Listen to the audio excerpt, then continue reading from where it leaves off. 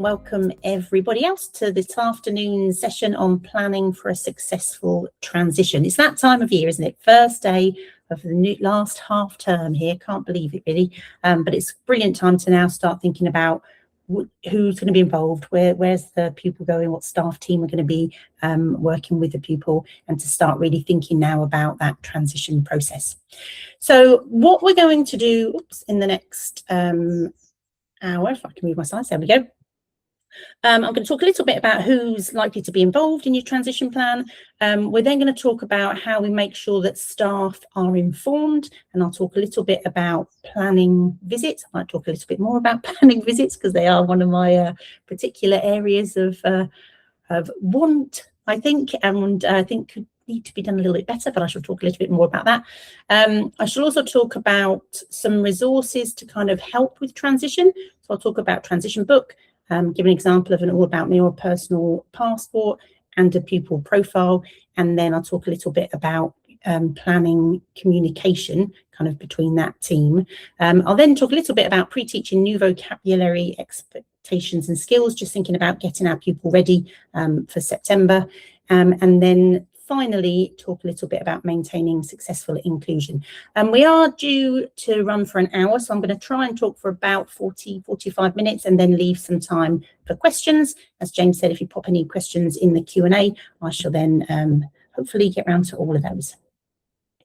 Okay, so first message, I guess, is it's all about working together.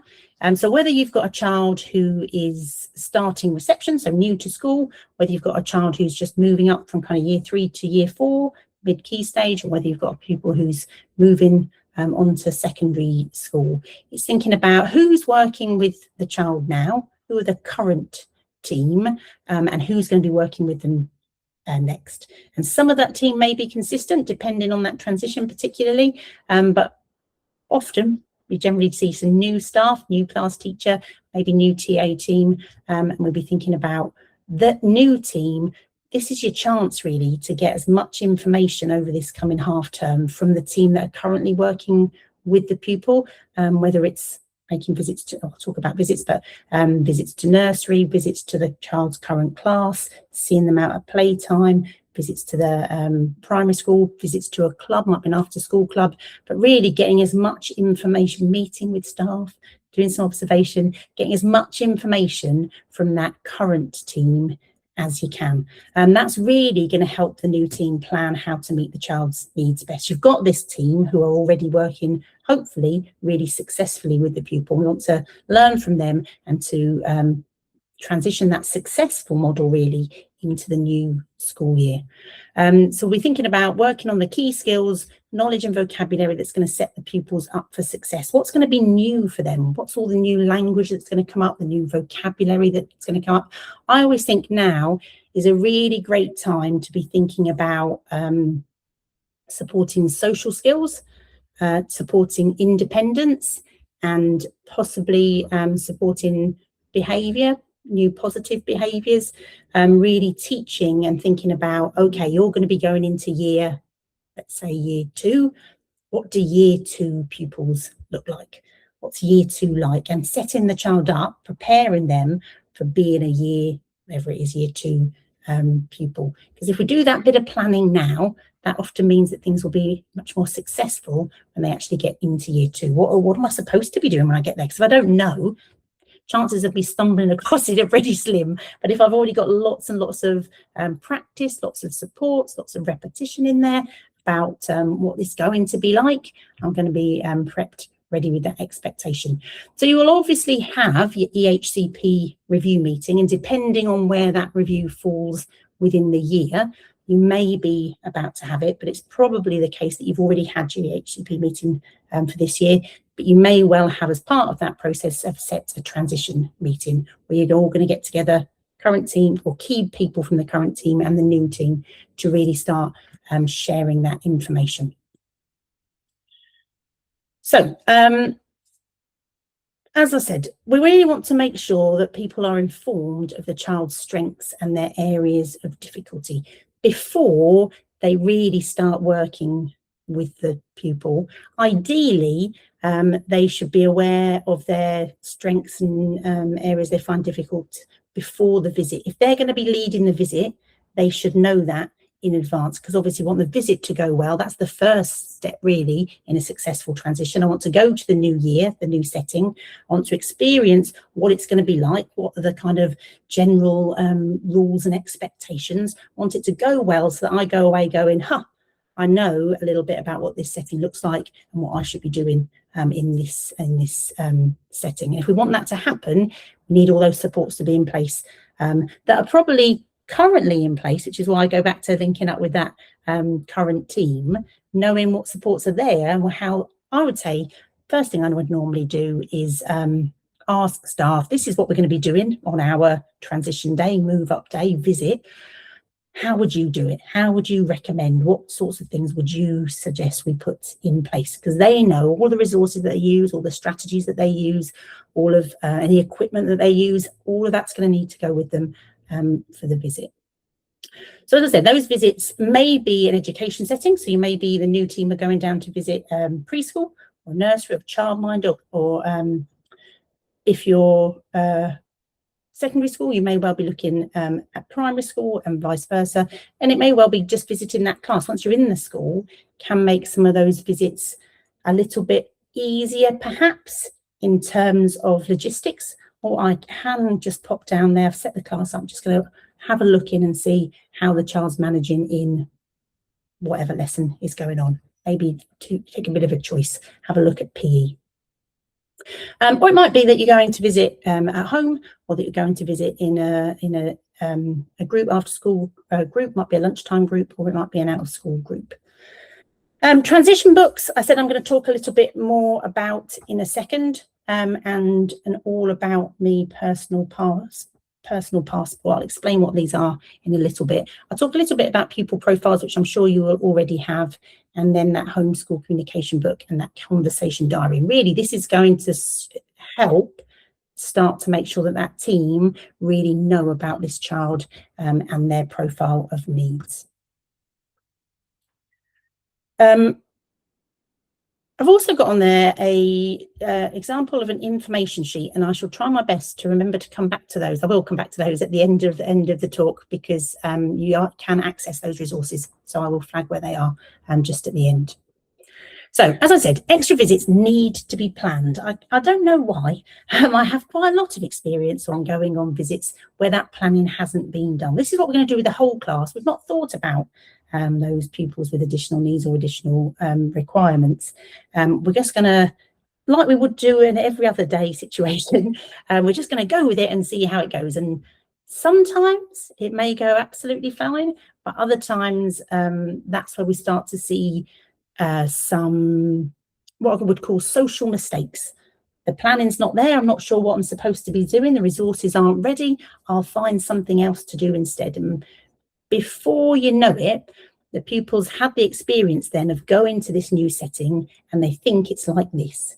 Like they don't have to sit down with everybody else, or they can keep switching on and off the Bunsen burners, or they can, you know, whatever it is that they've gone and done on the visit, they then think, I've learned now, that's what the new year is going to look like. So it's really important that that planning is done ahead of those visits.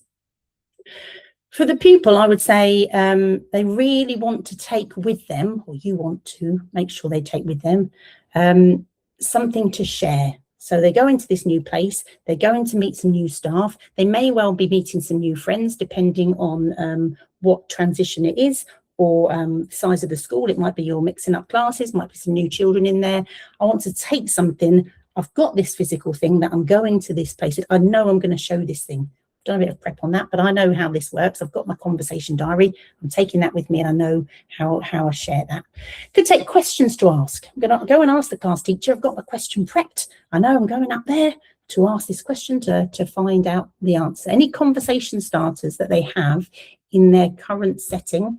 They've got some conversation cards that they share with their friends. If they have a vocabulary board for the lesson, those need to go with them. So they've got all of those familiar supports and structures, and I can then start to interact.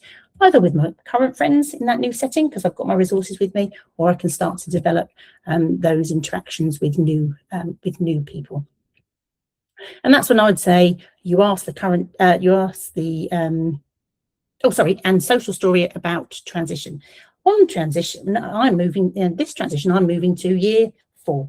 In year 4, I go to picture of this room. Oh, I know where I'm going. Let me take my transition book, look out for this one. Oh yeah, look, it's got the teacher's name on the door, Miss Baxter. Yep, that's it. This is Miss Baxter. I say, hello, Miss Baxter. So you've got all of that. I can almost tick it off as I go through to support me as part of that transition.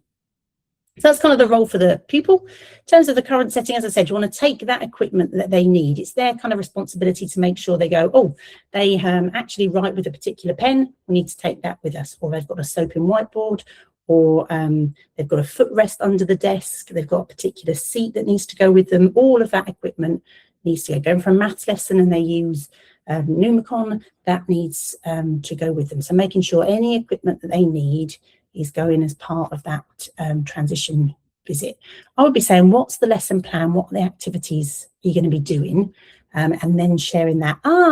When we've done something like that before, this has worked really well, you know, in a nice and friendly and positive way. But we want to help you to kind of get an idea of what it's like. It might be that if you've got additional adult support who's working with the child in their current year, they may well go on the visit and especially if it's one of the early visits, and kind of lead how that support would look, and your new team can observe, and then they can start to step in as they feel a little bit more confident as the visits go on.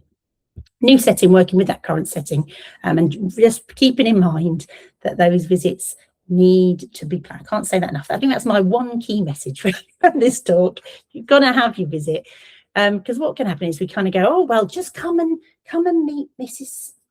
Smith and let's get to know her, and isn't she lovely? Oh yeah, no, all the other children are sat down listening, but you can have a story with Mrs. Smith. Yes, get to know you. Yeah, you'll make a relationship together. What you're actually teaching is you don't need to come and sit down with everybody else when I tell you to. You're going to go off and have a story with it. This is different. You're doing your own thing. When I come back in September, that's what I think is going to be happening, because that's been my experience. So we really want to make sure we've got those expectations in there right from the very beginning. So mention these transition books. This book is for the child. This is a particular resource for them, and it will contain lots of important information that's going to help them have a really positive transition.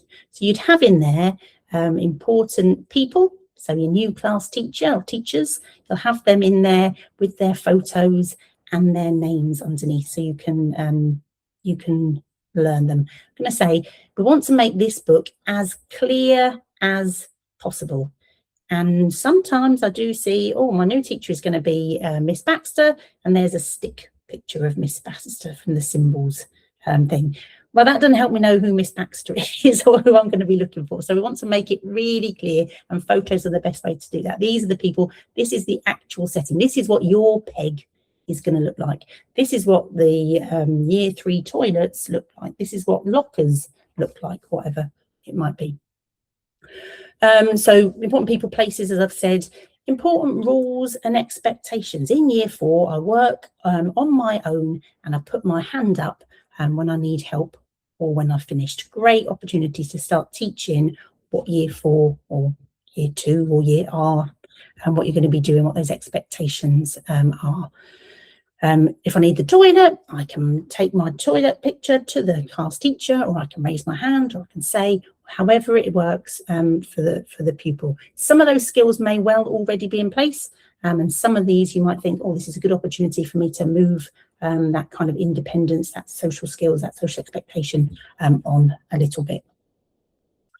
And then information about where to go and what to do and say. Where to go, I think sometimes we take for granted some kind of inferencing and generalization skills, but it's really helpful to have information like, these are the toilets that you're going to be using. This is the girls' toilet. This is the girls' sign. Maybe nobody's ever taught you the sign for girls and boys before. They've just said, you go into this toilet in year R. In year 1, there's 2 toilets. I could go into either one. I've never learned that.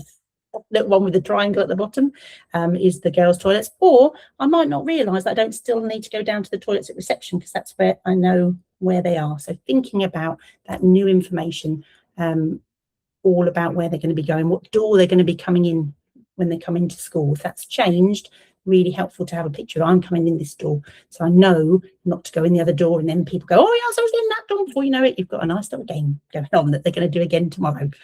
And also useful things to be able to do and say, practicing saying good morning, Miss Baxter, or whoever it might be.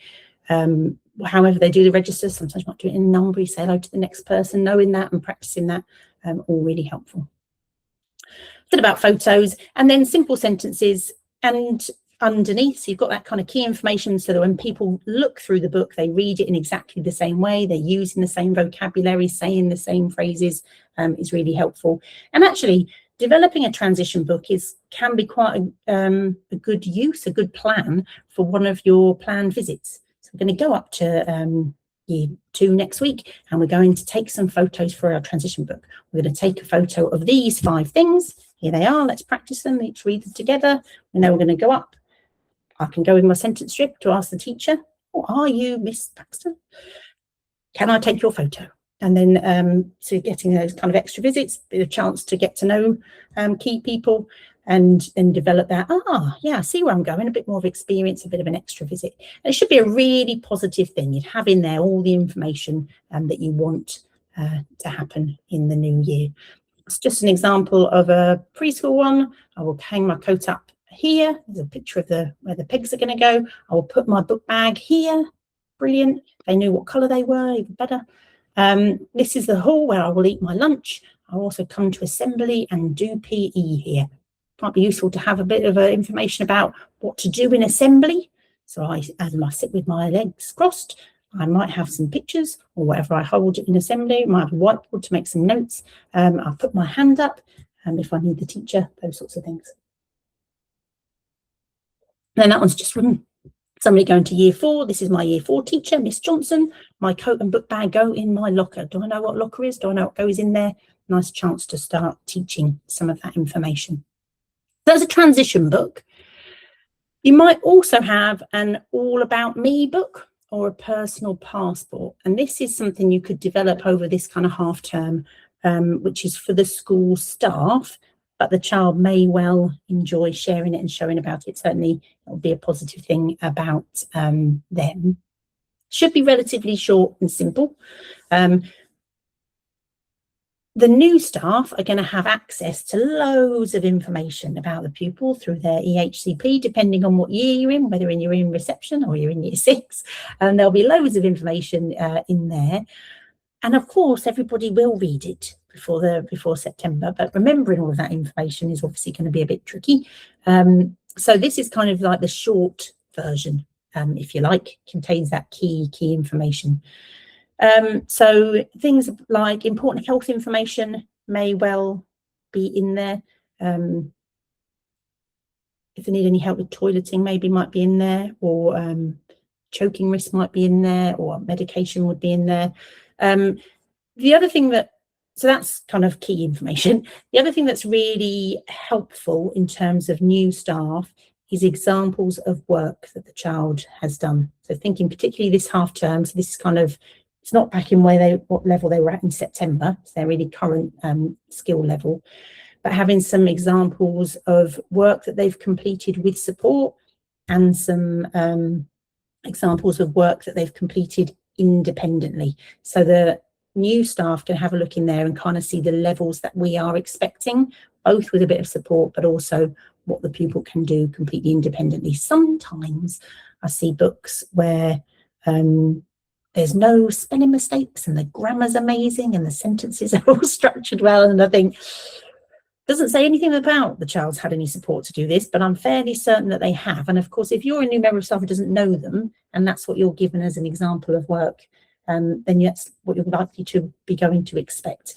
So it's really important that we have those examples and have some notes about the amount of support that's been provided. So this was copywritten by, came up with the sentences together, did the first 5 on their own, then they did the next 5 using their Numicon independently. You can see some of them are right, some of them aren't right, what have you. So you'd have academic information in there. You'd have information about social skills, who I like to be involved with, what communication supports I use. I mentioned about the conversation diary. I'll talk a little bit more in a second about some of those. Play, what I like to do at break time, what supports I need at break time, do I need equipment? And again, that might need reviewing as they move through school, often as you kind of move from year 2 to year 3. And again, I would say from year 4 to year 5. That play can change quite a bit in terms of the peer group. So thinking about what other children are doing, what other peers are doing, what they're interested in, providing some supports for those. Any information about behaviour strategies that you use, or they work really well with a checklist or a motivator, that information would go in there. Any resources that they use, I mentioned the Numicon as an example a couple of times. Are they doing the reading and language intervention for children with Down syndrome? That's what that RLI stands for. That information could go in there, and where to find the targets and skills that they're on. Do they use a tablet? That information, where does it go home? Does it stay in school? Who's responsible for charging it? And I've put on there examples of those things, particularly thinking about examples of work, really. And again, photos of children's work, or photocopies of children's work in there, photos of any of those resources that they use, kind of desk set up that works quite well. I benefit from sitting near the front where I can access and hear the teacher, might go in there as a useful bit of information. So it's for the adults can kind of get a glimpse of the child, but equally they could sit and look through that as part of the visit. Or you're going to go and introduce yourself to whoever it is, take your All About Me book, and you can show them information about you and share your work. So again, practical resource, easy to see at a glance, and again, all the positives kind of going in there. I've already said that. Include examples of the work with support, range of subjects and skills. That's useful to have. So not just written examples, but also having things like some maths, or how you've differentiated a geography task or a science task. Got examples on there about levels. I can add numbers to 10. Practice my spellings every day. Oh, suddenly I know this child needs spellings, and they practice them daily at school. Okay, that's something we might want to consider carrying on in the new year. And any resources that have been used. Ahead of myself. The pupil profile, just to kind of highlight, you probably have these in your school for lots of pupils anyway. It's a kind of even shorter version of that, where it's just really is for the adult. Again, should be positive and able to be read by the child, but I always think of them like, if I was stepping in to provide cover for today, and it's 9 o'clock in the morning, I want this key information that I need to know, and this is where I always look for it on the pupil profile. So it'll have the individual's particular difficulties, likely to be around communication that I might need to know, mobility, what they're like with their writing, moving around school, concentration, do they need brain breaks? That information will be in there. Any special measures that support their learning, giving them extra time for tasks, having written information so it's not relying on the verbal input, any handwriting aids, pencil grip or use of a pen, how often they have one-to-one support and for how long. They often have one-to-one support, and before that adult maybe steps back and they do some independent tasks, and then that adult might provide some additional support again. Strategies that help them cope with school life. Particularly thinking about working alongside peers, and often working alongside kind of those great models of behaviour, of learning, of speech and language, of skills, is really, really beneficial. Sometimes if you've got groups in the class and you're grouping by ability, our pupils with Down syndrome may end up in the group with the children who are less able and maybe have some additional needs themselves, but often they're not working at that level. They're working definitely at their own level, and actually they would be better positioned alongside the more able group, where you've got those who are heads down, getting on, able to go, oh, have you done the title yet? Come on. Provide that extra bit of modelling and support. Scaffold with things like, oh, have you got your vocabulary map? Where's your Numicon? whatever it might be. So that's just an example, much kind of one-page key information about the pupil. Going to give me that key information that I'm going to need for the lesson. I then said a little bit about communication between home and school. Lots of pupils have a communication book that goes between home and school, and this is for the adults. So it might say in there, just a reminder, it's World Book Day tomorrow, or wear your own clothes day, or sport, don't forget sports day, they can come in PE kit, particularly as you get older through school and children take more responsibility themselves for passing on those messages. Or it might come in from home saying, had awful night's sleep, good luck with your phonics screen. I don't know, but that kind of key information that you want to pass between the adults. So it's thinking about that important, useful information. Might be used if something is a bit tricky, but I would say my biggest recommendation around communication between home and school is that as part of your transition meetings, you agree what that's going to look like in September, so that everybody is well aware. Are we using a conversation book? Are we using an email system? Are we using, is it okay for the parent to try and catch the TA or the teacher at the end of the school day? Is that not appropriate? So that everybody knows where they are, rather than we get into a situation we go, oh, they've sent me another email, fifth day in a row, or somebody's waiting for me, or the teacher's come out to see me in front of everybody else, all the other parents. And so we kind of agreed what that's going to be like. Now, sometimes parents can want lots of information in that book. I want to know lots about what their child has been doing at school. And of course, given the speech, language, communication and learning difficulties associated with Down syndrome, their child is less likely to be able to necessarily do that independently. So there's a bit of a balance to be had, I would say, about providing information for parents, but also being realistic about, do you want additional support spending half an hour writing in a book, or do you want them actually providing support? So, it is about getting that balance for everybody, and I think agreeing that ahead of time can help to make that transition a bit more successful, because everybody, adults, knows exactly what to expect. So it shouldn't be a rundown of everything, and certainly if you have got some behaviours which can occur, particularly around transition when things are new, what we don't want it to be is just a book of kind of bad news, thinking about, okay, well, that happened, that took about 3 minutes, what happened for the rest of the day, what other positives can go in there as well. But the thing about that, I would say, is it's not for the child. So you share that and the adult can have a look in that, but the child doesn't have a look in that, and you don't talk to the child particularly about that. If you've got those sorts of messages in there, if it's about, oh, you need to bring a PE kit tomorrow, fair enough. Especially when they get to year 6, can manage it themselves. The other one is a conversation diary. So this is, so that was a communication book, conversation diary, particularly for the child, and that's for them to share with others. And they can be really, really, well, they're always, I think, really helpful, but can also be really a really helpful communication tool to support transition. So this is a book that the child has ownership of. It's their diary, and they are encouraged then to share it with others.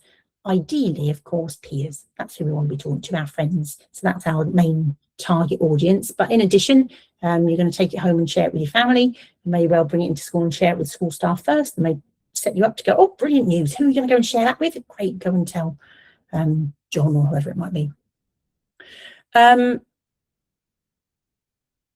And you take it to wider family, to grandparents, anywhere you like. But I'm very familiar with this this support for me, which is a conversation diary. I love a conversation diary.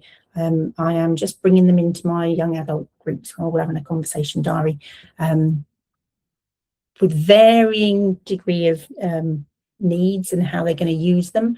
but just a reminder of what I did at the weekend that I can then share with somebody else is often really, really helpful for starting conversations.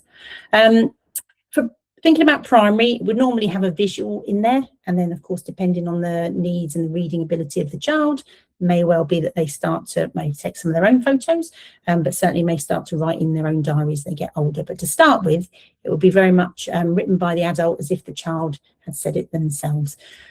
So I would normally, I didn't say at the beginning, my background is, I'm a speech language therapist, but I started off working in a preschool where I had a child with Down syndrome in my group, and then I worked as a teaching assistant in a mainstream school supporting a child with Down syndrome.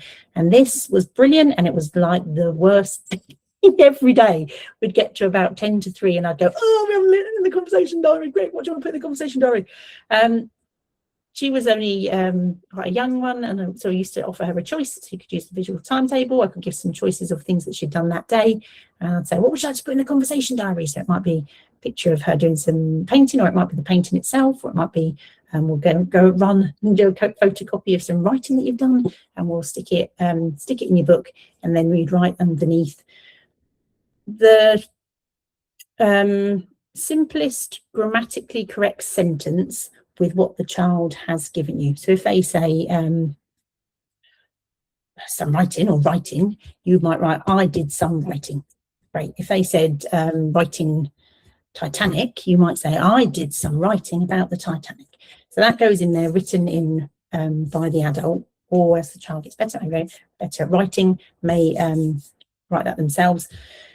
And then you have a practice of it. What did you do at school today? Oh, I did some writing about Titanic. Fantastic. And you take that home to share with everybody else, and then family send it back. What did you do at the weekend, or what did you do at half term? I've got some photos in there and some sentences that I can share with my friends. So this is very much about supporting my conversation versus that other one, that communication book between the adults.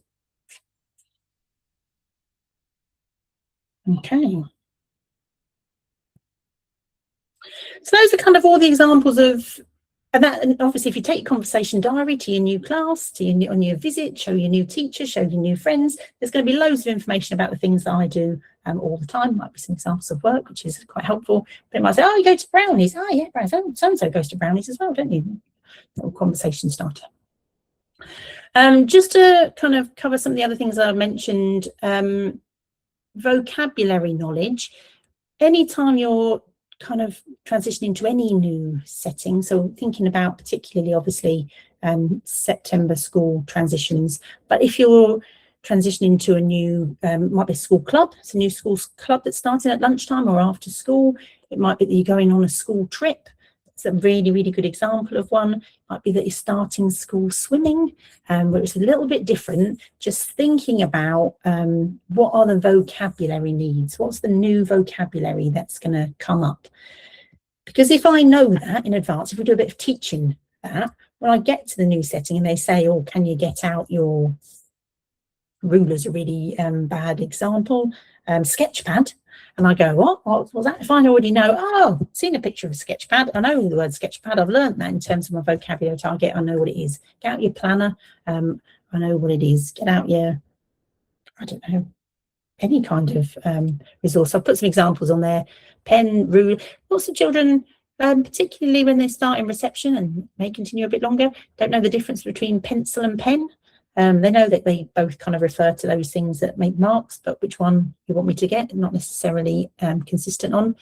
Ruler, tray, peg, book bag, PE kit, maths equipment, textbook, sketchbook, locker, planner, all of that kind of vocabulary that might come up. Assembly, tutor time. Yeah, loads and loads of new vocabulary. Thinking about subjects and lessons, I'll put on there really examples thinking about going to secondary, so biology, physics, chemistry, those kind of key subjects, but also knowing about maths. Maths is about numbers. Phonics is about sounds. I know we're going to do phonics. Oh, I know what phonics is. It's about when we say these sounds and I see these letter cards and we do some sounding out. Now know what to expect in that kind of lesson. And new friends' names. If I'm going to go to a new class and I'm going to meet some new, be mixing with some new children, knowing them, knowing their names is going to be really, really helpful, really useful vocabulary.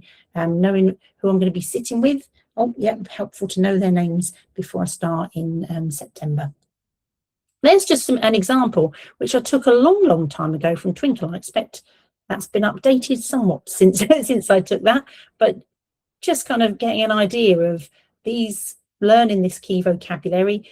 This was for an activity I did with a young lad who's going to secondary school, where we did a subject book, and each page, one of those went in the middle, and then we put information around it about other words that are linked to it, what you might do there, what you might find there. So he's got an idea about what these subjects were all about before starting secondary school. You've got an example there of just a timetable. So again, thinking about secondary school particularly, do they know what a timetable is? So timetable, oh, I know times tables, 2, 4, 6, 8, oh, hang on a minute, that's a different sort of times table. And this one's maybe called a planner or timetable, but you're going to, if you then had one of these over the next half term, think about sharing it with home over the summer holidays. You put in there things that happen regularly. If you go to a particular club, so start to, do I know my days of the week? Start to be able to read, oh, can you tell me what are we doing lesson 4 on Tuesday? Oh, have a look and can read off what that information is. Or what club do I go to after school on a Wednesday? You create them as they suit you. But I start to understand this grid system if that's the system that they're going to be using at secondary school. Okay, I think I'm nearly getting to the end. Just to say, in terms of that kind of successful transition and inclusion, it's always worth having a think about how the new setting manage behaviour. And that might be the really wanted positive stuff. Do they have a star chart? Do they have house points? Do they have dojos? Do they, what is the system that they're using in class? And again, if I know that before I get there, oh, getting a dojo is a really positive thing. You put them on the board. Then when they say, oh, we've got a dojo, I know I'm looking to go to the board. I'm looking for the board and I'm looking for these images. There's my one. Press on that one. Great. So, and equally, do they have a system for kind of unwanted behaviour? Are they moving up the rainbow or down onto the cloud or the thinking dragon or whatever it might be? Or do they have plus points and behaviour points at secondary school? And once you know, of course, what they're using, then you can start to use that this half term and over the summer to embed that understanding of how it works. So, oh, you've emptied the dishwasher, brilliant. You can have 1 plus point. Great job, that kind of thing. Oh, you're taking the register, plus point. You've managed to put your own work away, fantastic, plus point for you. So starting to bring in that similar vocabulary and understanding and knowledge of those systems. So you've got that in place before you move up. So of course, all settings are going to have a system, and that system might work perfectly well for our individual with Down syndrome, or it may well need adapting. So just have a review of it. Current team, or if you're a person in a new team, might be great to find out from the current team how they do it at the moment. Is that system going to come up with them, or are they? How do you do it in your class, and how do they think the current team think that's going to work? Are you going to need some extra visuals? Often I think the visuals is the key thing. So it might be I get 10 ticks or 10 points, or I write them out, tick them off, and then I get a plus point. I don't know how many plus points I've got. I know it's a good thing. And when I go home, my conversation diary, it might say, I got 2 plus points today. And what do I get them for? There's some examples. So I can talk a little bit about that.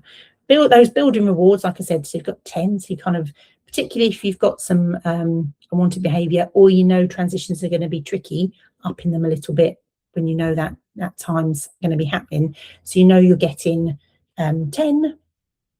You can reward regularly and often, and then they get the dojos. They haven't got 227 dojos by the end of week 2, but they might have got their lots of ticks, 227 ticks, which is equaled out to, oh, we've got 10 dojos, brilliant, all working really well. Think about age appropriate motivators. So what's the rest of the class doing? What works? It's got to work for me. I've got to be motivated by it. But thinking about, well, when you're in reception, you used to like playing with the dollies, but now we're in year 2, we don't have dollies in year 2. What do we have that we're motivating? Let's have a look in the games cupboard or the book corner, or if you've got a tablet maybe. And then if there are any kind of in-class rewards or breaks that you might need to bring in. So there's 2 things I want to say there. Having reward time in class, particularly as you move through school, can be beneficial. So you haven't got to go somewhere and do something else and then you've got to come back again. It takes forever. Being something that you can do within the classroom at your desk, have a look through your favourite, through your current magazine or whatever it might be. Or do they need a break? Is it just you've done 15 minutes of work, brilliant. Now I know you need 5 minutes of kind of bit of downtime before we start the next bit. I touched on this a little bit earlier on in terms of the promoting independence and that opportunity to use moving up as a chance to really think about moving on independence. If you've worked with the same person, the same additional support for some time, it can be quite tricky to think about, well, this is how I interacted with the child in year 1 and year 2, but now we're going into year 4, year 5. Actually, that looks really different, and that adult might need some support, or might be time, especially if it's been that long, might be time for a bit of a change in terms of adult support and that new expectation. Knowing the class rules and expectations is going to support the pupil to get it right. If they know what they're supposed to be doing, then they're not going to go in and go, oh, look over there, I'm going to go and explore that. I wasn't supposed to, and kind of get into not doing the wanted thing because I never knew in the first place. So those personal books, social stories, brilliant for teaching those kind of new rules and routines. Active acting out routines, role play of routines. Oh, I'm going to pretend to be the class teacher. You can pretend to be the class teacher. What do we have to do? Oh, yeah, we all have to line up one behind each other or in alphabetical order. What's your letter? Got to find wherever you're going to go so that they're ready and prepared. And I talk lots about new environments, new classes, teachers, subjects, staff, everything. Just to say, often primary schools worry about how will the child manage in secondary school, and often secondary schools may well worry as well.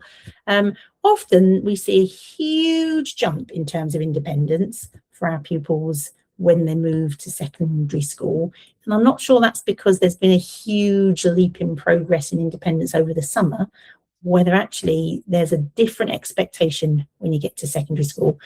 But honestly, the amount of pupils who by half term know their timetable, know their way around school, know where they're going, get there on time, know what they need, it's really very, very impressive.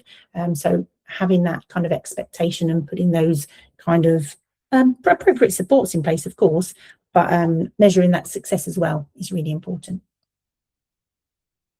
And I just said I would talk about targeting skills. Just put on there kind of managing snack time, managing uniform, PE, tie and tie, shoelaces, managing personal needs, toileting periods later on, how they're going to get in and out of school. They're all just worth having a think about. Now, some of those skills you could do some work on now, which might make might create more independence in September. Equally, they'll probably have adult support around to be able to do some of those things, but you also may well be able to limit some of the demands of some of those things to support independence. I'm thinking for things like PE, having a cardigan with Velcro instead of buttons might actually help me get that on and off. Wearing socks on a PE day rather than tights is actually going to mean I can change independently at those times. I put in there how they're going to get in and out of school. Are they going to be going on a bus? And if they are, what do they do on the bus? Think about, oh, this is a new situation. I haven't been on the bus with my friends before. Maybe don't know many of these people on the bus. what do I do on the bus? Because if we give them lots of ideas of what you can do on the bus, they're more likely to choose those rather than come up with something like, oh, I'll take my seatbelt off and look, oh, everybody then stops the bus and talks to me. Oh, I've learned what I do on the bus. No, that's not what we want you to do on the bus. Reading a timetable of planner, I've mentioned ordering food in the cafe. If they're going to be going to secondary school and there's a canteen, having some practice of that over the summer would be great. Continuing successful inclusion, agree regular meetings, e.g. half-termly meetings. Like I said, with the communication, are we using a communication book? How are parents expected to share any questions or concerns? How does school share information? Similarly with meetings, think about agreeing when your first meeting is going to be, how frequently you're going to meet before you kind of got somebody knocking at your door constantly. Really want to be looking at fostering those good and positive working relationships.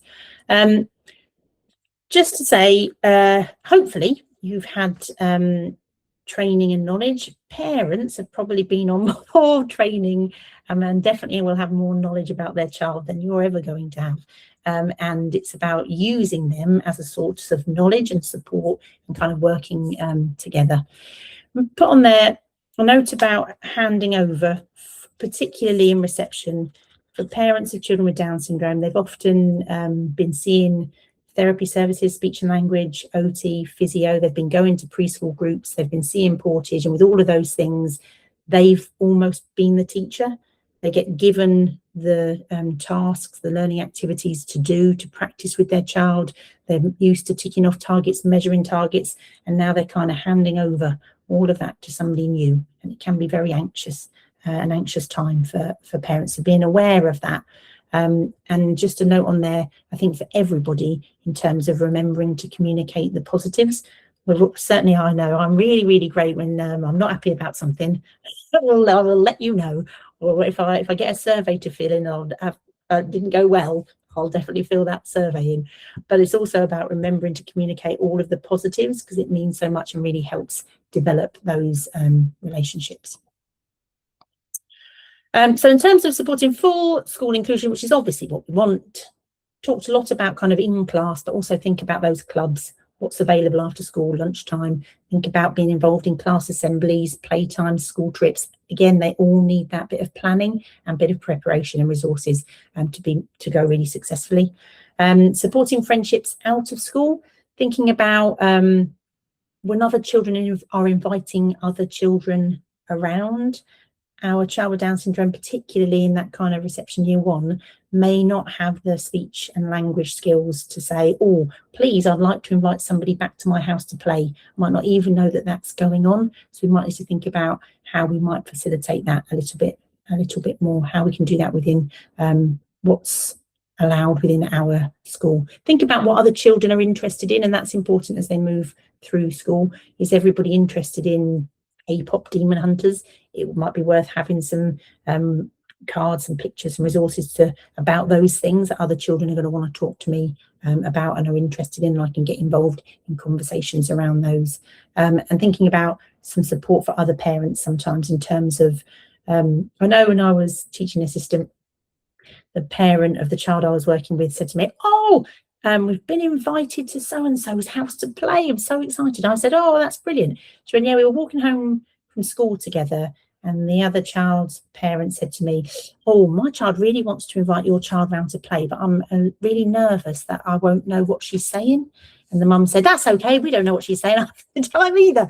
But kind of that, there will be new for a lot of people, will be anxious, and making sure that kind of you are facilitating that support where you can, where it's within your role, kind of having that proactive approach to it all. So just in terms of summary, we really want good communication between school and parents. That's what's going to be most supportive of a successful transition. Getting things ready from day one, right from now, thinking about all those visits that might be coming up and all of that information you can hand over. Be realistic. There are going to be times when it doesn't go entirely to plan. We all know that. It's new. It's going to be new for lots of staff, and it's all about then how we work together to solve any of those things that come up. So being flexible knowing when actually that didn't work all that well. Let's try it a different way. Let's ask how they did it last year. If you're still in the same school, that's really handy. And again, ask parents how they maybe manage that out of school. Child's needs are going to change throughout the school, so be ready just to work together and to think about keeping on moving that kind of progression through, not just learning, but also all that social independence that's so important. I said I would remember just to mention about topic sheets at the end. I've just put a link on there to our website where we've put up a page all around supporting transitions. I think it went up today, actually. So you'll be the first people there to know about that, and you'll find those information sheets on there along with a load more information that might be useful.